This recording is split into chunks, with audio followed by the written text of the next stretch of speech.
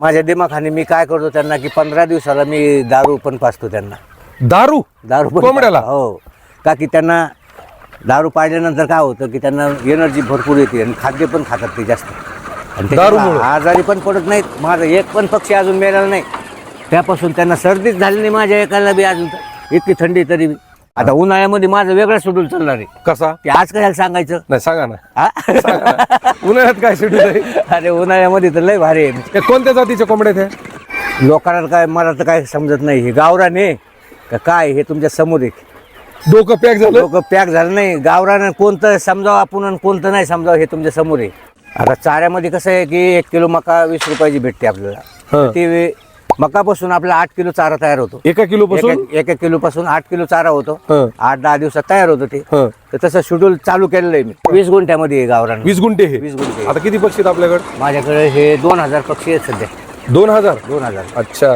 आता मला सांगा, ही जी तुम्ही कंपाऊंड केलंय अगदी साध्या पद्धतीत केलं, हे किती किती अंतरावर लावलंय ते? हे 10 फुटावर मी लोखंडी पोल लावले. हं. त्याला एक जाळी बसवली. हं. जाळीच्या नंतर मी जे हिरवं नेट नेट. बसवलं हं. तर ताकी बाहेरून कुत्रे मांजर यांना काही दिसू नाही बुवा आतमध्ये काय आहे म्हणून. हं, हं, हं.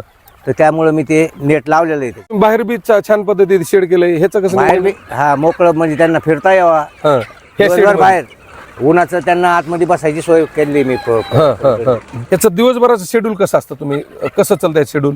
मी काय करतो की खिचडी जी बनवतो ना ही खिचडी खिचडी बनवतो कोंबड्याला ना, टाकतात? खिचडी बनवतो मी. माणसं जे खाते तीच खिचडी बनवतो मी. हं.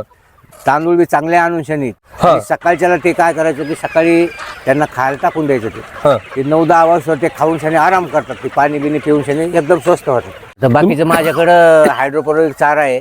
गव्हापासून बी गहू तुमचं मेथी हे पण मी हायड्रोपोनिक. कोंबड्याला मेथी? हो, एकदम भारी. थंडीच्या दिवसात तर आपण लाडू करतो ना, हं, हं. मग त्यांना नको का मग मेथी पण मी हायड्रोपोनिक मध्ये भिजू घालून ठेवून देतोय. त्याचा पण चारा तयार होतो.